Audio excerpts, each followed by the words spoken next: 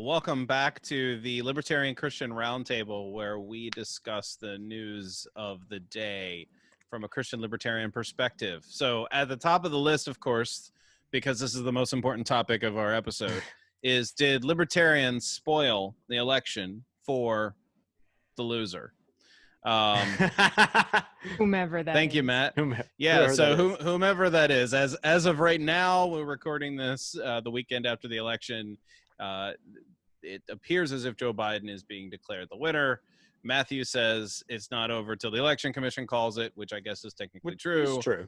It's true. And so there's going to be challenges, and this might just be 20. I was going to say 2000 all over again. This might be 2000 all over again. I mean, you're not wrong. In saying that. I'm not wrong. I'm just 5. 100, 200, yeah. 2000. Anyway, so because counting is an issue this week, naming numbers apparently is too for me. So Norman, I know you wanted to talk about the every 4 years everybody blames libertarians for their candidate losing, and they should just stop blaming us. Well, in particular, this within 24 hours, maybe not even that, of the election results starting to roll in, we began hearing all sorts of things about whether or not libertarians were spoiling the election for Trump. As if, for some reason or another, that's just, well, if there hadn't been a libertarian candidate, or maybe if the libertarians would have had their act together or something like that, well, then they would have realized the amazing goodness that is the Donald. If those libertarians weren't so selfish. Oh yes, right. Oh yes, of course. And that's actually one of the arguments oftentimes is that you'll hear is like, well, the left is so bad that that it is an absolute moral necessity to hold your nose and do this, as though that were some sort of virtue of some kind. And I think it's rather absurd in all sorts of different scenarios. I mean, you can look at this from a host of different angles and just immediately say, like, yeah, that's bullcrap. And isn't that kind of demeaning to left-leaning libertarians who are like, hey man, I'm right here. Like, yeah. Right. I mean, that's right. sort of that is sort of correct off the top, is that libertarians are not a monolithically, oh well, we're just all of the right of some kind. Right. And I mean, it is the case. We're not all frustrated conservatives. Yeah, and I mean, and it's fair to say that there are reasons why we can ally with conservatives on certain types of things. And I mean, I've done that myself, even with the fight against the TSA. How did we do that? We worked with Republicans at first, but we also ended up involved with the ACLU. So what? I mean, come on. I mean, that's my experience, at least, is that we share our values by creating value together at times, and so it's true.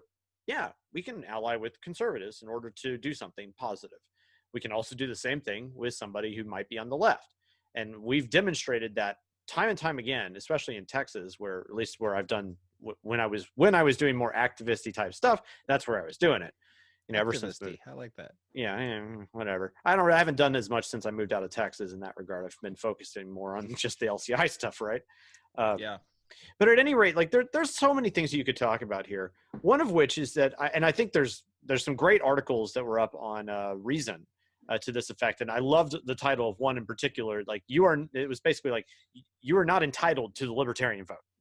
Right. Ooh. That's something that seems really, really obviously stupid to me, is that, well, you literally will get told things like, well, if it weren't for, those dadgum, if all the third party voters would have just, would have voted for Trump, then we wouldn't have even had this fraud thing. And I'll have a post up tomorrow, Sunday, on LCI, where I'll talk a little bit about that. Because I had a conversation with some folks that ended up kind of going this direction, and it's very condescending when you think about it. I mean, it's extremely condescending. That on the one hand, when you put up a good libertarian to try and go up against the Republican machine, namely Ron Paul in 2008 and 2012, and Rand Paul in 2016, if we want to even throw him some extra bones there, that you reject him outright. But then you put up a garbage bag like Donald Trump, and then we're just supposed to kowtow? Are you freaking kidding me? That's condescending to the max, people. And you are not entitled to just get it when you suddenly decide like, oh well, the left is bad now, you know. Yeah, it seems like it's a fundamentally bad assumption to think that that my vote, because I didn't vote for Trump, would have gone to Trump if like I literally only had to pick between Trump and Biden, right? Like it's like this. It's a really bad assumption, and not only that, it's like, I mean, I understand like if a family member who thinks I would vote conservative would think, oh well, you know, if Doug didn't vote for a libertarian, he would probably vote for Trump. Well, that's first of all a bad assumption. The alternative is, of course, that you don't vote. And that's actually what third-party voters tend to do when there is not a third-party option. In fact, they've actually done studies. Now, obviously, we don't know how every Joe Jorgensen voter would have voted in this election had she not been on the ballot, right? So we don't exactly know which person they would vote for. But over, over half of voters who voted third party actually don't vote at all. And so you already have to take out at least half of that number, whatever math you're going to do to say, oh, she cost Trump the election because libertarians voted for her, is, you know, already it's just not going to add up. There might be some instances where that's actually the case where, okay, if we actually could figure that out, we might say, oh, well, so-and-so. But here's the thing. The whole point is that you didn't earn the vote. Exactly. And like, that's what your candidate took away votes from my candidate. Yeah, that's how voting works. But candidates don't earn votes anymore. They're all protest votes. Like people who voted for Biden were protesting Trump, and people, well, not everybody who voted for Trump were protesting Biden, but in effect, that is what people are doing now. But doesn't that mean that the only principled vote then is the one that a libertarian cast for a libertarian because it was an actual libertarian? I mean, that's the irony of it, right? Well, I also have to say that it is terribly presumptive of the argument in the first place. I mean, even looking at the third-party candidate, that's not necessarily all the people that would probably primarily vote for the third-party candidate, because I'm sure there are libertarians who voted for Trump, libertarians who voted for Biden, and libertarians who voted for Joe Jorgensen. It's just the base reaction that you're going to get from anybody who is not happy with the outcome of an election to cause to bring a whipping boy into place, which libertarians often are, unfortunately, to say it's your fault because of X, and they want somebody to blame. By the way, this segment of Libertarian Christian Roundtable brought to you by Faith Seeking Freedom. From the Libertarian Christian Institute, answers to tough questions. I just wanted to. That's really good. Hey, Matt, does that book that book probably, like, is it, what size is that book? This book is very very convenient. My background is interfering. Good stocking stuffer, right? Yeah, it's a good stocking stuffer. Can fit in a sock. It can probably fit in my pocket here. Pocket size. It's pocket sized. It's if you're the corner is pocket walking sized. around like this. You know what? You should walk around like this, because people are like, "What's wrong with that guy?" And what's that book? And you can say, "Oh." This pocket brought to you by. It's thin, chock full of small fonts, so you know the answers are good. All right. That's exactly what good answers look like. Small font. That's how you know it's serious. That's when I was a kid. When I didn't have pictures, I was like, "This is a serious book." And now back to our regularly scheduled program. Back to our regularly scheduled program. Terribly presumptive. It's a whipping boy. People really just need to not do that. I would have to say. So because you don't know. You just don't know. From a Christian angle, I think there seems to be this imperative. You know, Al Mohler and some others have written, and like a week before the election, that there seems to be this imperative that Christians have to treat the issue of abortion, or the issue, whatever issue it might be, socialism, all this, and as this sort of like the issue that has to like define why we just don't vote Democrat. And it's just kind of like, as a Christian, I want to know why I have to vote a certain way when I can just vote my conscience if I am indeed a libertarian. I mean, obviously Al Mohler is probably gritting his teeth at libertarians who just wouldn't vote for Trump. But and again, we're picking on him. Ironic, I'm sure there's a lot of Christian leaders. Yeah, so ironic considering his 2016 position. But well, right, because that's mostly our position, I think. It's like, yeah, he's not worth voting for. So yeah, I mean, I even saw a Trump voter post a Bible verse that was all about like a haughty tongue leads to death. There's like some of those like things that are like, yeah. And I'm just like, and it was on election day, and I'm just like, yeah, irony is not lost on you. Yeah, that's I don't have it at my disposal. I mean, I don't have it at my fingertips to like find what the verse is, but I was like, find that and screenshot it. Yeah, I dude. should. Oh but my goodness. It was kind of nuts.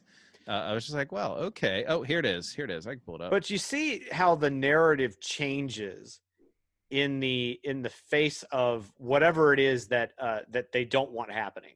So yeah. In this case, like it's like, so libertarians are suddenly the scapegoats in a variety of different ways. First off, if we're in general, they tell us at one point that we're just throwing our vote away if we vote for a libertarian. That vote really just doesn't count or something like that. But then in the next breath, they'll tell you, well, but then a vote for a third party candidate or somewhere else is actually a vote for, if it is, the conservative will say, well, that's a vote for Biden. So I'm throwing my vote away, but I'm also voting for Biden at the same time. But then the guy on the left would say, well, your vote for the third party is actually a vote for Trump.